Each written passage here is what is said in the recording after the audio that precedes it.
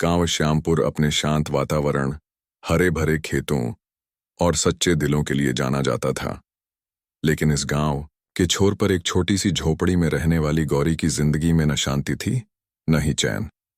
वह 30 साल की एक विधवा थी, जिसने 1 साल पहले ही अपने पति हरिराम को एक रहस्यमयी दुर्घटना में खो दिया था।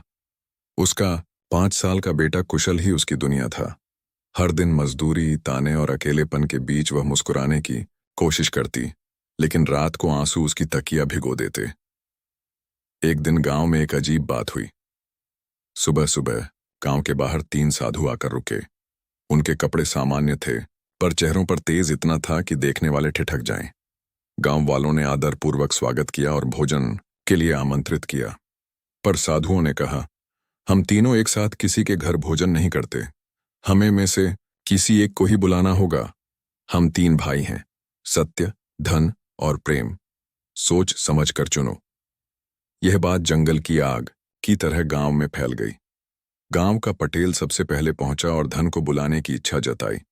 लेकिन साधुओं ने कहा, आज हम केवल उसी घर में जाएंगे जहां हमें सबसे पहले बुलाया जाएगा। गांव के लोग सलाह मशविरा करने लगे। किसी ने कहा, धन को बुलाओ तभी सुख आएगा। कोई बोला, नहीं, सत्य के बिना जीवन अधूरा है। कुछ बुद्धिजीवी बोले, प्रेम सबसे शक्तिशाली है, वहीं सही रास्ता दिखाता है। आखिरकार वे तीनों गांव के बाहर एक पीपल के नीचे बैठ गए। संयोग से उसी समय गौरी वहां से गुजरी। वह थकी हारी मजदूरी से लौट रही थी। माथे पर पसीना, हाथ में सूखी लकड़ियां। तीनों साधुओं को देखकर उसने स्वाभाविक विनम्रता से हाथ जोड़कर कहा, यदि भूख लगी हो तो मेरे घर आइए। सादा भोजन है, रोटी, चटनी और प्रेम। साधु मुस्कुराए।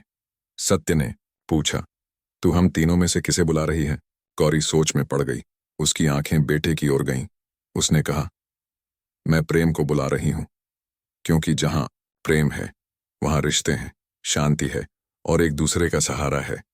धन और सत्य तो उसके बाद भी आ सकते हैं। गौरी के इतना कहते ही प्रेम उठ खड़ा हुआ। लेकिन आश्चर्य की बात यह थी कि धन और सत्य भी साथ चल पड़े। गौरी ने चकित होकर पूछा, आप सब क्यों आ रहे हैं? साधुओं ने हंसते हुए कहा, जहां प्रेम होता है वहां हम दोनों, सत्य और धन, स्वतः चले आते हैं। लेकिन अगर कोई केवल धन या सत्य को चुनता है तो प्रेम नहीं जा पाता। गौरी उन्हें अपने घर लाई। उसने जो थोड़ी सी रोटियां बनाई थीं, उन्हें 3 भागों में बांट दिया। तीनों साधु भावुक हो गए। उन्होंने आशीर्वाद देते हुए कहा, गौरी, तूने सही चुना है। अब देख तेरा जीवन कैसे बदलता है। अगले ही दिन एक चमत्कार हुआ।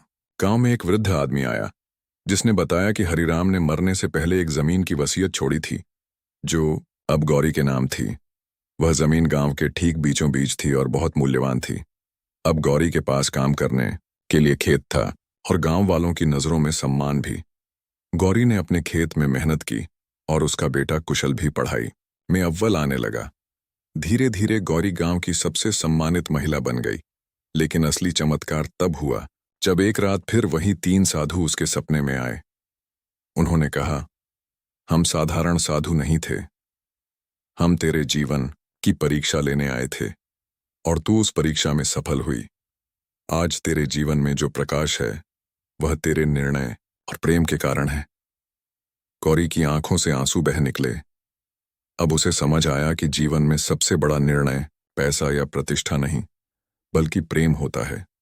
अगर वह उस दिन धन को बुला लेती तो शायद धन तो आता, पर उसका बेटा मां के प्रेम से और वह खुद आत्मिक संतोष से वंचित रह जाती।